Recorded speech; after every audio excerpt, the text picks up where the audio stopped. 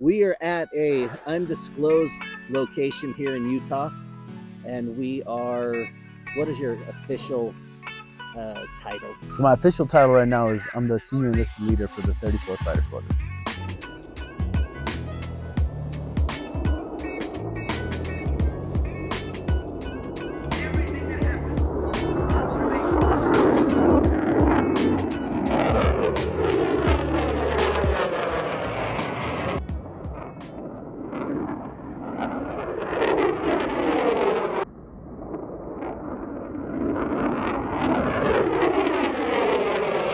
Okay, and what's your current rank?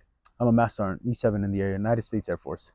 Okay, so we do this segment called "What's in Your Garage."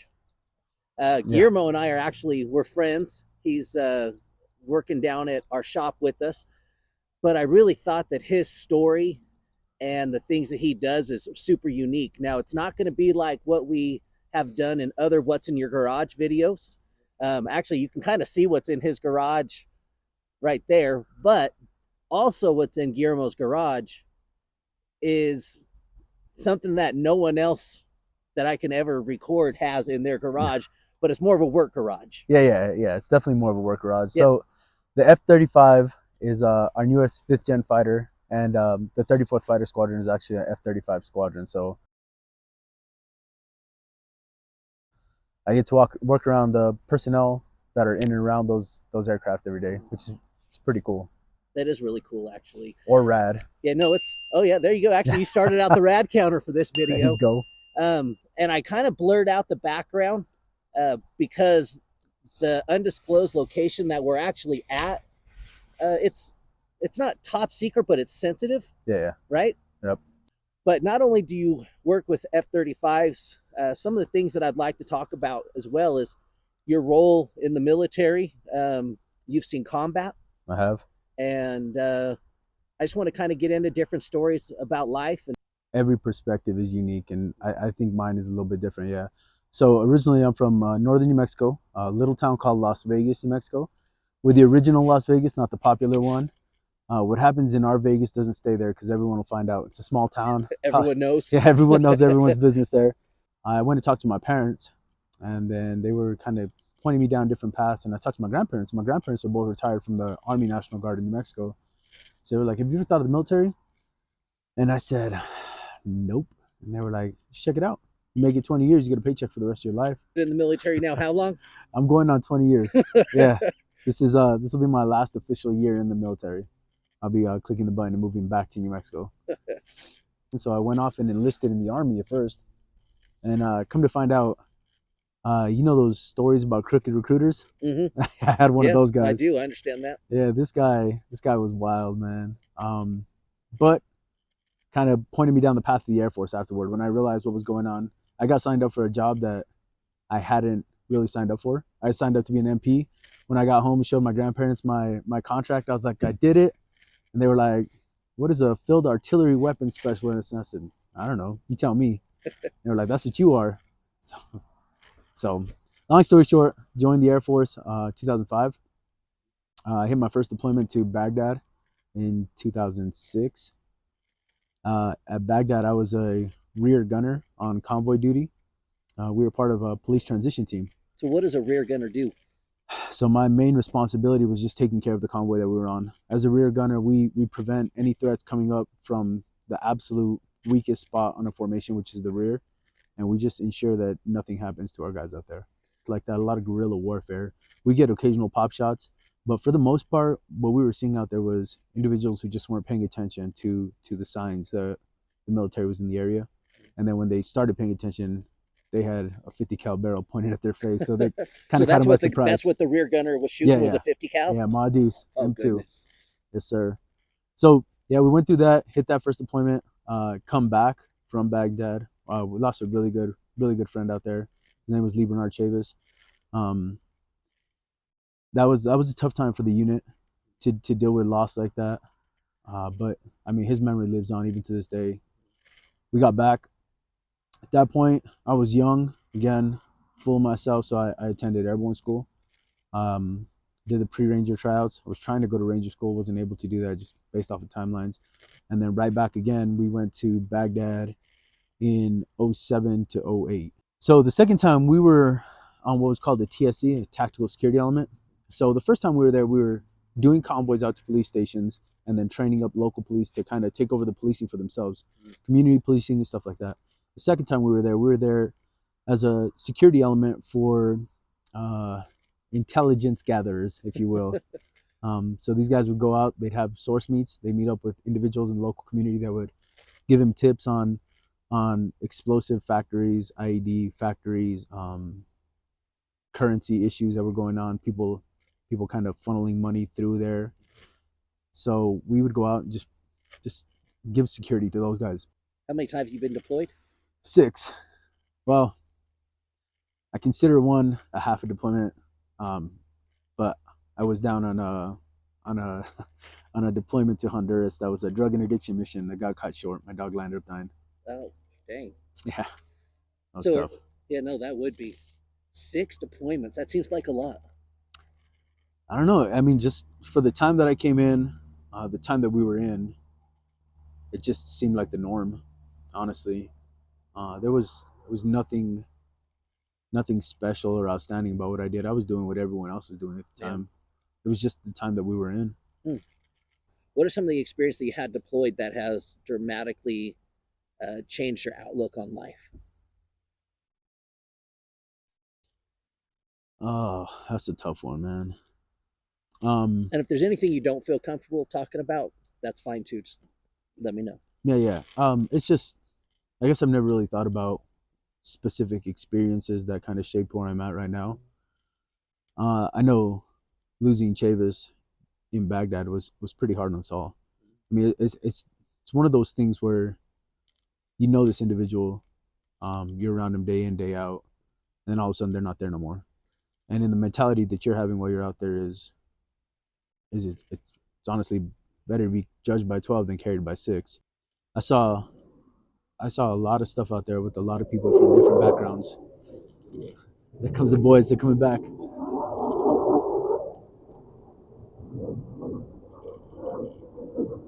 Did you tell them to do this during our interview? Yeah, this is special just for you. Do you care to talk about what happened with how you lost your friend over there? The situation. The situation in Iraq. He was on a different squad.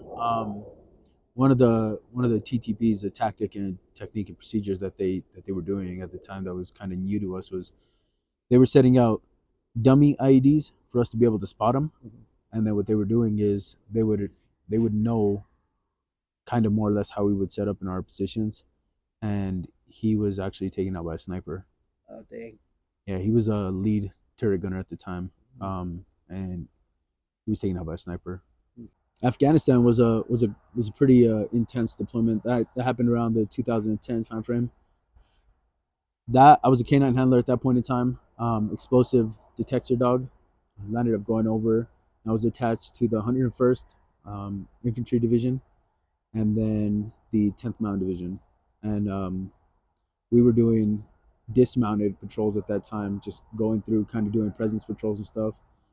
That was one of the ones where you talk about combat. I feel like every single day we left the wire, we were in a tick. And that's it's an acronym for troops in contact.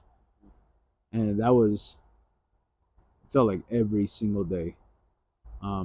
Ambushes, explosives. What does that do to you mentally?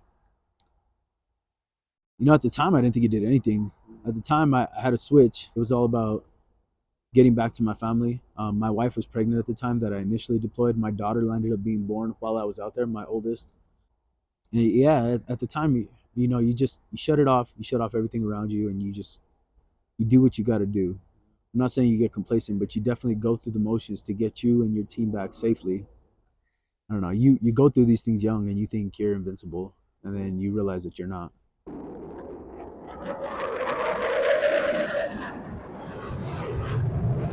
This is like Top Gun. It does the flyby of the tower.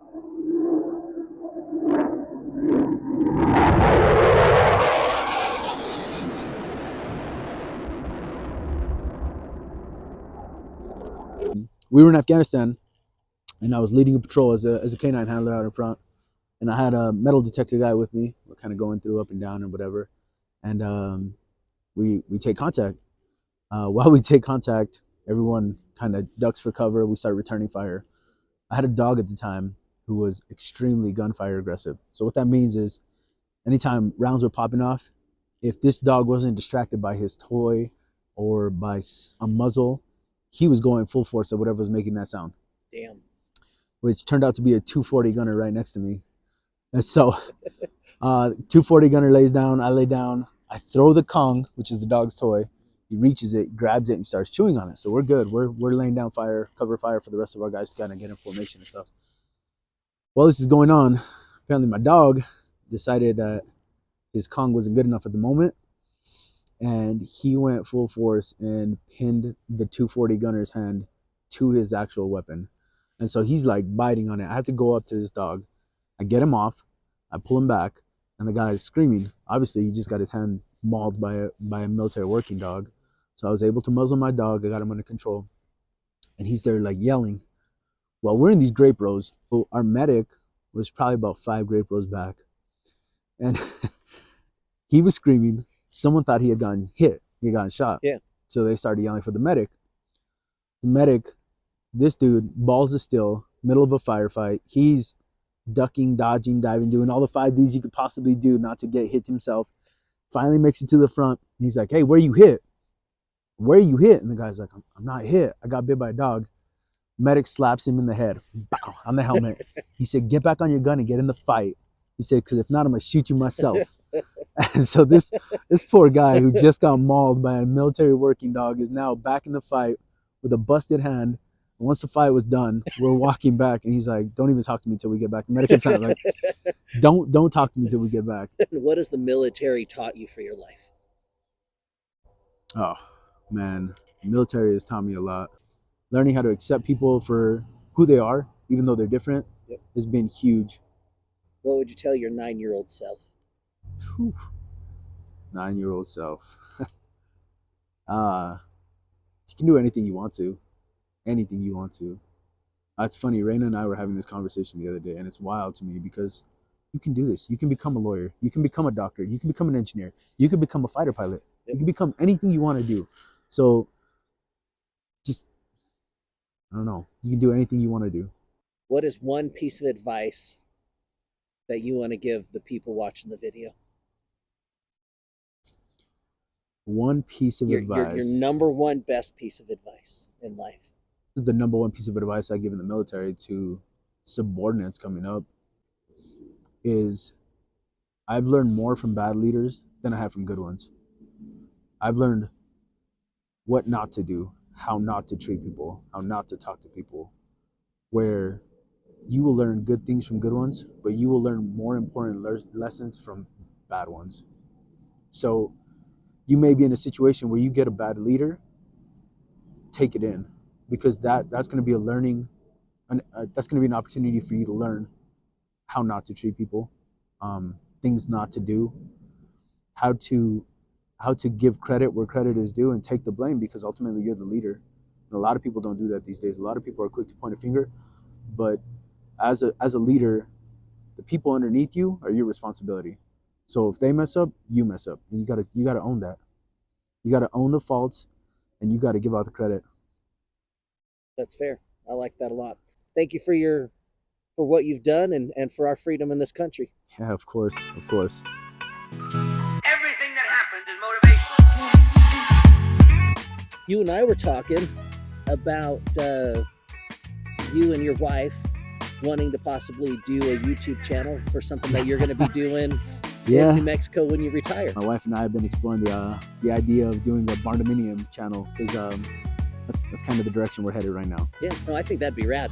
And if he does, down the road, I will either do an update video for everybody so that you guys can follow his channel, and we'll go from there. It'd be pretty rad. I appreciate that. Yeah.